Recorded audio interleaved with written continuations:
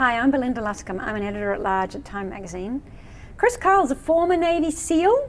He's also quite possibly the most lethal sniper in American military history. And he's here today to face a little smattering of friendly fire with 10 questions at Time magazine. Mr. Kyle, thanks for coming. Thanks for having me. So, we've got this new book, American Sniper. Isn't it kind of not done amongst you special operations guys to talk about your stuff? Yes, it is kind of frowned upon. So why did you decide to do the book?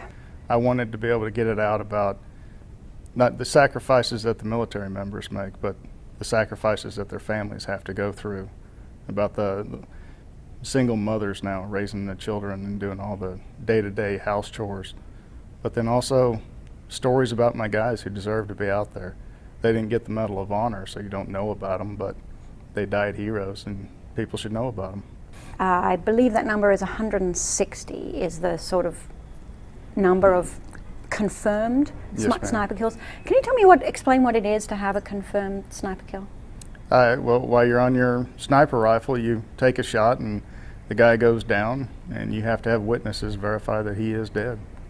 And does it get recorded as part of the battle damage assessment, or? Every time we'd come back, we'd have to fill out an assessment of what happened throughout the day, the time, the place, the caliber used, the distance he was, what exactly he was doing, where he was standing, what he was wearing. It's all into detail. So, and there's that somewhere, we can't get them out of the Navy, but somewhere there's 160 of those forms with your name on them. Yes, ma'am. What goes through your mind when you're shooting a guy? It's usually a guy. The first time of killing someone, you're not even sure you can do it. I mean, you think you can, but you never know until you actually put in that position and you do it. And then you double thinking yourself, like, can I really do this? And am I going to be okay? And then you're asking your leadership, am I cleared hot to be able to do this? Am I going to be in trouble? You know, this guy's really bad. And then you're worried, when you get home, are the politicians going to hang you out to dry and put you on trial for murder? The first kill that you write about in the book, you actually kill a woman, and she has in one hand the hand of her toddler, and in the other hand she has a grenade. Was that the hardest of the kills you had to do?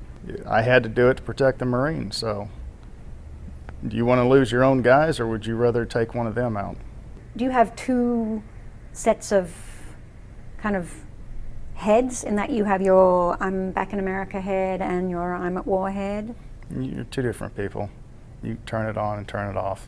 You're a little more aggressive when you're at work, and then when you come home, you relax and try to be the different person. And my wife always said that when I came home from work, I'd take my cape off and put it on the door, because I'd stub my toe or break my toe or something at home, but at work, I was fine.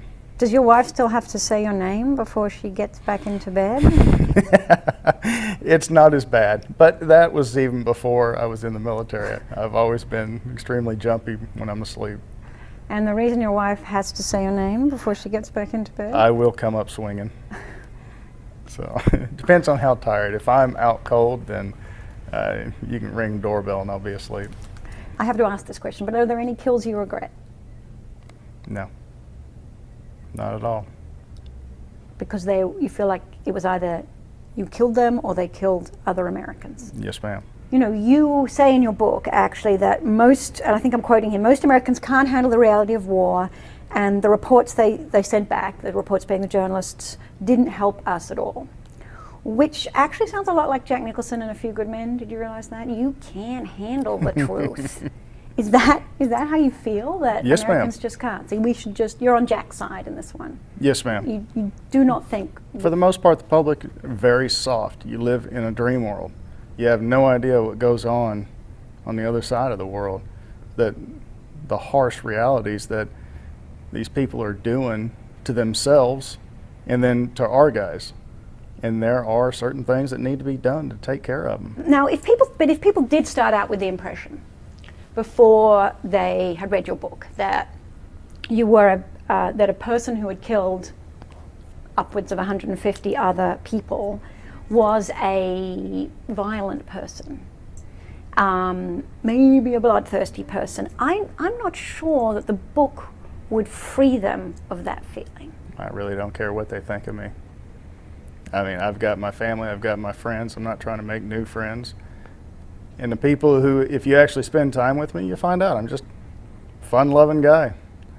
Now, yes, I have been trained to be a little more aggressive if I need to be, but I don't go around thumping people. If you never got to kill another person again, would you be okay with that? I'm fine. I don't have to kill to live.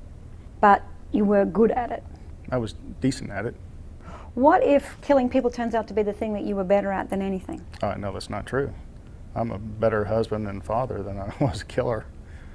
I mean, I've got a job now I'm pretty good at. I'm pretty comfortable with not having to kill anyone. Now, I don't take deer hunting away from me. Chris Carl, thanks so much. Thank you.